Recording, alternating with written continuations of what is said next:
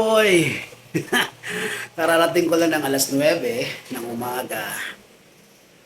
Galing ng Imus Cavite, Rich Lane Subdivision kay Sir Jao na nirehome natin si F2.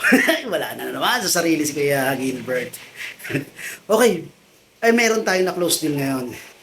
Medyo malapit lang naman mga boy. Bagong silang lang.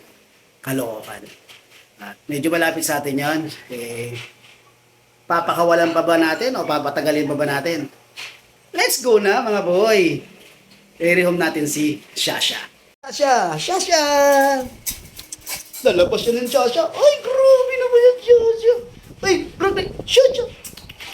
Shasha! Shasha! Shasha! Yun nga mga boy, si Shasha i-rehome natin. Okay. Tirahin na natin to para makapagpahinga na tayo. Okay? Let's go! Okay mga boy, as of 10:41 ng umaga. At date natin February 25, 2025 mga boy. Kagagaling nga lang talaga natin ng Imus Cavite at uuwi lang natin ng alas 9 ng umaga. After nun, wala nang bagong matutulog na sana ako. Napapindot pa ako mga boy kasi may mga nag-inquire. Ayun, ito na. Napasubo na mga boy. Pero syempre, very thankful tayo. Kasi minsan lang naman tayo nagkakaganito. Kaya hindi natin pwede ipagkaliban yan. At the same time, syempre naman, hindi naman abuso kasi malapit lang naman. Pero kung malayo, bukas na. Diba?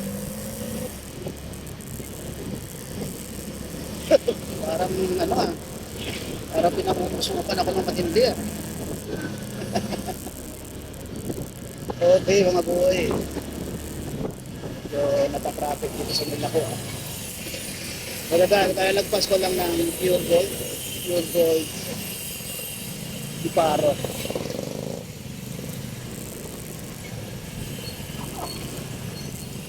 Ayos mga boy kasi pero again. Okay mga boy, pasalamat tayo sa mga nag-rehome sa atin ng pets. Kasama na natin yung Sunday na si Madam Clarissa na kumuha kay Pedro, ang ating Pomeranian na white. At taga EF Homes ni Paro, Caloocan, Lord Caloocan City. Maraming salamat Madam. Alam ko ngayong araw na to pagbabaksinan nila si Pedro. Okay. Then sumunod yung kanina mga boy. Yung kanina na si Sir Jao ng taga Rich Lane Subdivision, Imus Cavite. Nakuha naman niya si F2, ang ating Shih Tzu female na 2 months and 2 weeks. Doon. Tricolor. Maraming salamat Sir Jao sa pagtitiwala. And then ito naman si Sir hindi ko tatandaan yung pangalan. Mamaya mga boy. Nag-message sa akin sa Mustaboy. Mustaboy doon niya ako piniem, hindi sa Asken Kennex. Siguro kilala niya akong pet lover. Kaya doon nakita niya ako doon. Ewan ko mga boy, medyo naang tayo. Need na to rest. need na to rest. Pero sandali lang to mga boy. Sandali lang. Kasi parang malapit lang siya sa may tulay. Kasi ano to bagong silang kanan. Nabigay sa ng Google Map location. Kaya nakita ko agad kung saan talaga siya. Okay, may mga available pala tayo boy. Available pa natin. Siyempre, yung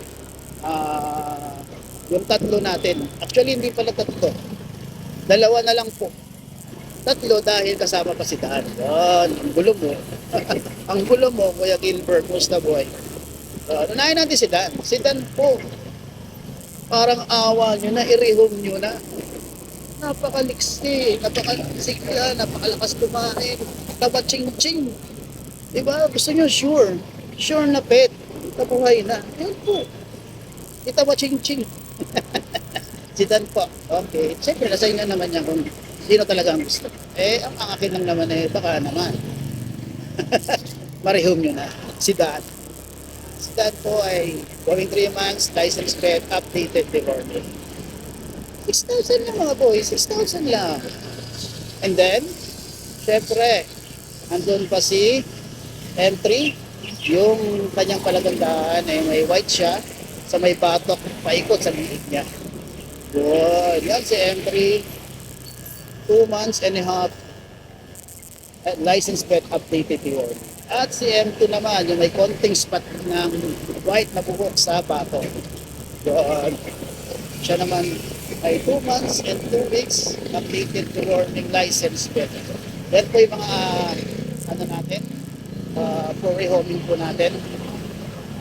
Kaya PM lang pa kayo sa Ashton Kennels, ang ating FB account na kung saan daily tayong nag-upload ng mga video regarding sa ating for rehoming na pets.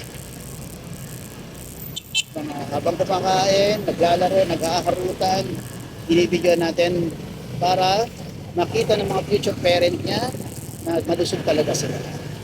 Pwede niyong i-review yung mga video na yun para makita niyo talaga. Diba? Sabi ko nga sa inyo, before niyo i-room ang mga pets na gugustuhan niyo, pag anuhan niyo muna, obserbahan niyo muna. Diba? Para makasigurado kayo, down mo na. Tapos obserbahan niyo muna. Or before kayo mag-down, ilang araw niyo siya nakikita na ano ang mga seller. Kaya mga boy. And then, syempre, doon sa FB account na yon ay may nakalink na mga video naman sa pagre-rehome na gaya nito. Binablog natin to yung pagre-rehome ni Shasha. At yung pagpapa-bet natin sa kanila. Nakablog yan, di ba mga boy? Ka-upload ko lang ng pagpapabaksin ko sa 5. Wala M1, M2, M3, F1 at saka si F2. Kaya masisure yun na talagang may vaccine. Wala tayong dapat pag-usapan, di ba? Naka-vlog, may resibo, nakita nyo naman may pirma, di ba? Ano pa ba? Di ba? Ano pa ba pwedeng hilingin nyo sa akin? Para ma-assure natin yan, di ba? Mga boy? Then, meron na akong, di ba? Kung gusto nyo i-confirm sa sa Ans Animal Clinic kung saan ako nagpapabaksin, ibigay ko yung number. Kasi, yung pangalan ko, pangalan ng pets ko, at yung kailan ako na pabaksin. Okay? Di ba? Just to confirm. Mahirap magtiwala. Di ba? Kaya, mas maganda kung confirm. Okay mga boy?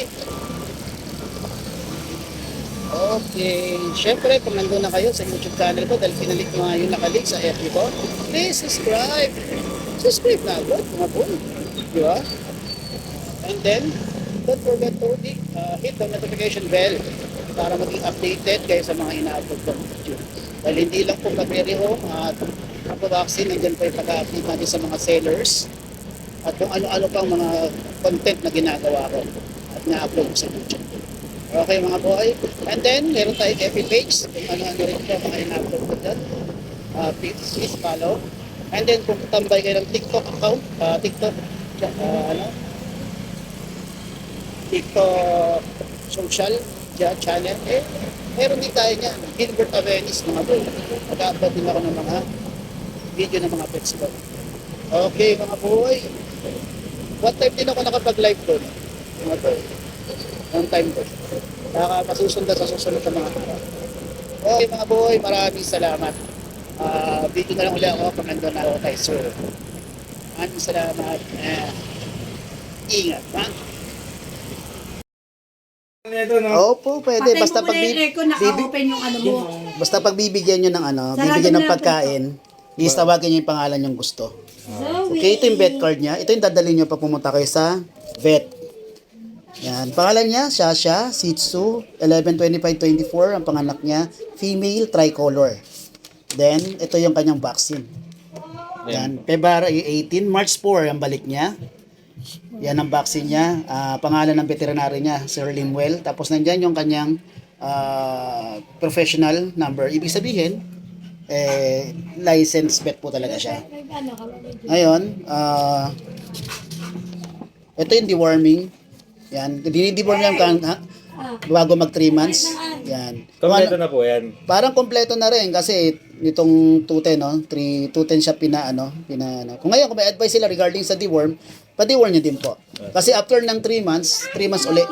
Pero Isang beses kailangan lang March for pa-injection na Opo, siya. kung ano pa yun po ng Tapos kung ano po yung vaccine, yun rin po yung kasi ang gagawin nila dito after ng 5-in-1 booster, Pwede ko siya ilapag.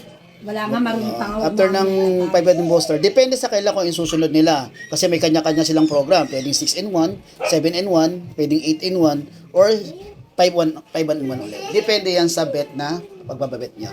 Para sa akin, 4 lang pwede na. Apat na vaccine ba? Oo, pero kung talagang kukumpletuhin nyo siya, mayroon pa tinatawag na mga kennel cup, kumpletuhin nyo siya, tapos, after naman nun, wala na. Sa loob ng 1 taon, 1 vaccine na lang yan.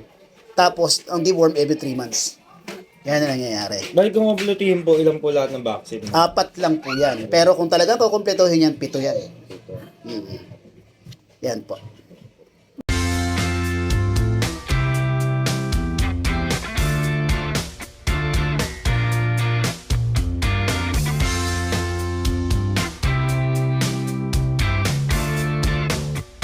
Okay mga boy, narihon na nga natin si